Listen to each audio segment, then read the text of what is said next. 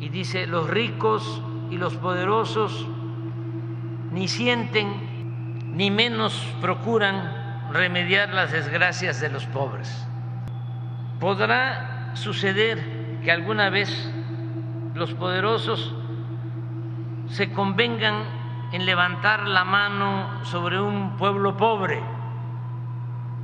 oprimido, pero eso lo harán por su interés y conveniencia. Eso será una eventualidad que nunca debe servir de esperanza segura al débil. Es lo único que he encontrado. Claro, es fuertísimo. Esto no lo pone tan claro ni Marx. Por eso también, en vez de estar buscando doctrinas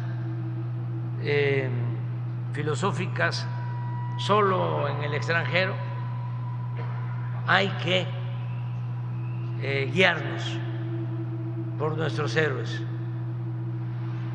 que fueron excepcionales. México tiene una fecunda historia política por nuestros mártires, por nuestros héroes.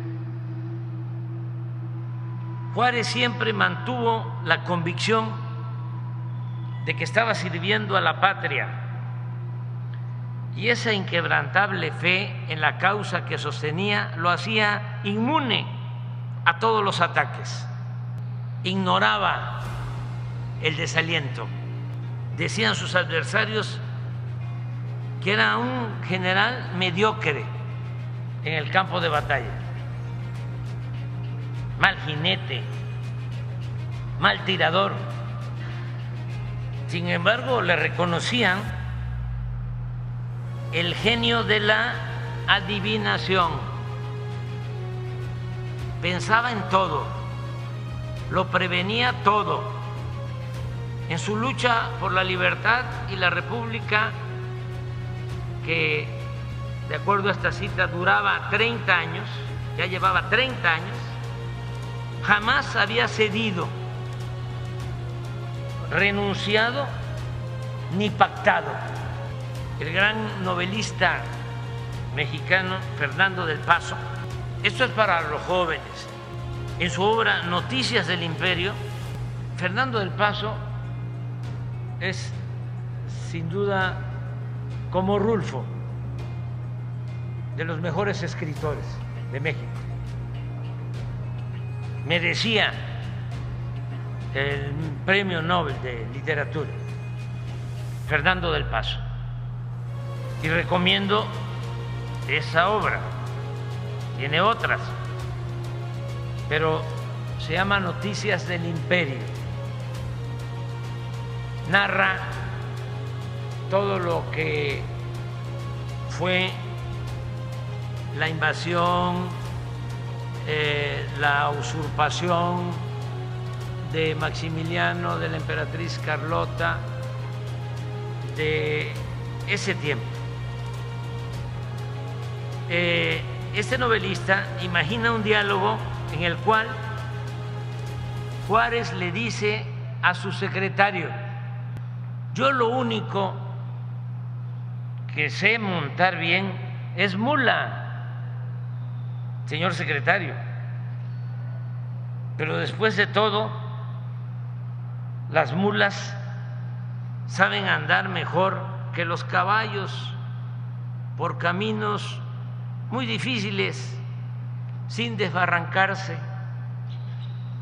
¿No es cierto?, le dice Juárez al secretario. Así es, don Benito. Y el presidente continuaba con su reflexión. A veces, cuando pienso en todos esos libertadores de nuestra América, Bolívar, O'Higgins, San Martín, o hasta el propio cura Morelos, me digo, según la reflexión del presidente Juárez, vas a ser, me digo, todos esos fueron próceres a caballo, pero si tú pasas un día a la historia, Benito, Pablo, vas a ser un prócer de mula. Pero como usted ha dicho, don Benito, le dice el secretario, las mulas llegan más lejos. No, es usted quien lo ha dicho, señor secretario. Las mulas llegamos más lejos. Perdón, don Benito, yo no quise. Usted no me replique. Así es, las mulas llegamos más lejos. También es indispensable recrear los difíciles acontecimientos que vivieron el pueblo de México y el gobierno de Juárez durante la Guerra de Reforma, cuando los liberales se enfrentan a los conservadores, y también en la lucha contra la intervención y el imperio. Juárez fue reformador y al mismo tiempo internacionalista. Es realmente ejemplar. Sabía con claridad que México necesitaba un nuevo Estado, que era indispensable crear un Estado nacional y una república laica, que resultaba imprescindible separar el poder público del clerical y abolir los privilegios detentados por siglos en beneficio de una minoría prepotente y conservadora. Con esta firme convicción, en plena guerra contra los potentados y en situaciones muy difíciles, porque se había ido a refugiar a Veracruz, Juárez, a pesar de estar aparentemente replegado, se lanza hacia adelante desde Veracruz, una de las varias sedes de su gobierno itinerante, y con determinación y sin medias tintas proclama las históricas leyes de reformas, las cuales establecieron la separación entre la Iglesia y el Estado y permitieron expropiar a la jerarquía eclesiástica buena parte de su cuantiosa riqueza, sobre todo las grandes extensiones de tierras que detentaban. En 1859, en el Manifiesto a la Nación, en el que Juárez explica el porqué de estas medidas, opina que el clero puede consagrarse, lo cito, exclusivamente como es debido al ejercicio de su sagrado ministerio, pues Juárez cree también indispensable, él sostiene que es indispensable proteger en la República con toda su autoridad la libertad religiosa, por ser esta necesaria para su prosperidad y engrandecimiento de nuestro país. Libertad religiosa. Juárez sabía que su apuesta corría el riesgo de ser interpretada como un agravio a las creencias del pueblo.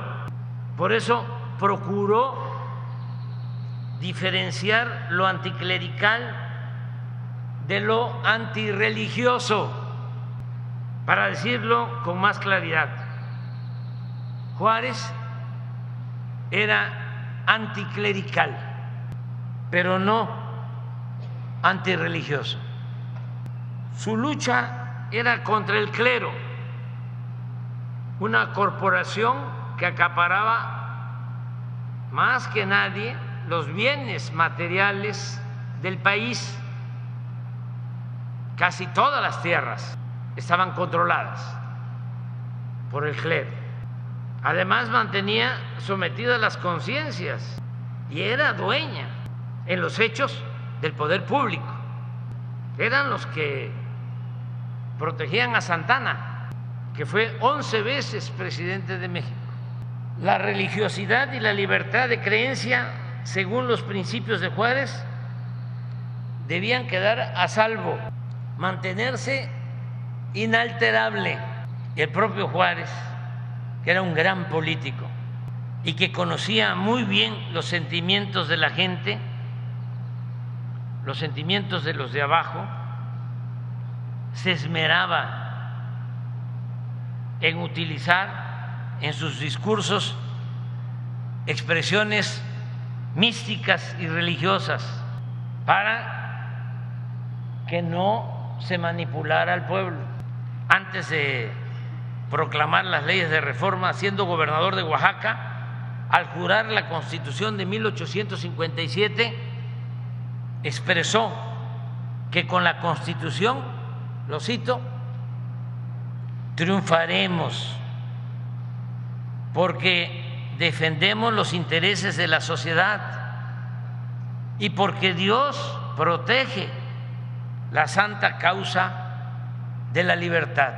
Más tarde expresaba, lo cito, Dios es el caudillo de las conquistas de la civilización. Una vez separada la Iglesia del Estado y cumplida la frase bíblica de que a Dios lo que es de Dios y al César lo que es del César, Juárez seguía pronunciando frases religiosas. Por ejemplo, decía, existe la voluntad que vence obstáculos, existe el patriotismo que hace milagros. Y a partir de la invasión francesa pedía, abro comillas, a Dios que el triunfo de México sirviera para asegurar la independencia y respetabilidad de las repúblicas hermanas. Juárez y sus cercanos acompañantes, hombres que parecían gigantes, entendieron muy bien cuál debía ser el mensaje al pueblo para evitar confusiones y que no se le manipulara al pueblo. Hasta el mismo Ignacio Ramírez, el nigromante, uno de los anticlericales más definidos del círculo selecto de liberales, que fueron excomulgados por el Papa, llegó a sostener que él se hincaba donde se hincaba el pueblo. Con esa prudencia, sabiduría y con una estrategia política magistral, que eso es lo más importante, porque ¿cómo un grupo de liberales puede llevar a cabo una reforma cuando el clero era tan fuerte? ¿Cómo? En un pueblo en ese entonces 100% católico. Ahora en el último censo del INEGI, creo que la pregunta sobre religión, el 83% de los mexicanos contestó ser católico. Pero imagínense en aquel tiempo, ¿cómo lograr esta reforma anticlerical? Que además en ningún lugar del mundo se llevó a cabo. ¿Cuál fue la estrategia política? Magistral. Consistió en despertar la ambición, el hambre de los propietarios privados que habían entonces, que se cambiaron de partido, de bando, por el interés que tiene pies de quedarse con los bienes o tierras acaparadas por el clero. Se pusieron al mercado las tierras del clero. En otras palabras, repito, al ponerse al mercado las grandes extensiones de terrenos que poseía la Iglesia, se despertó la ambición de hacendados y aspirantes a latifundistas que se convirtieron en liberales. y esto ayudó mucho a la causa de la reforma. Por ejemplo, Luis Terrazas, que en el Porfiriato era el gran latifundista de Chihuahua. Se llegó a decir que Terrazas no era de Chihuahua, sino Chihuahua era de Terrazas. Bueno, ese gran latifundista que enfrentó luego con la Revolución Villa fue juarista. Había participado en las filas de los liberales. La familia Carranza en Coahuila, juarista en la hacienda de Cuatro Ciénegas, el papá de don Venustiano, juarista.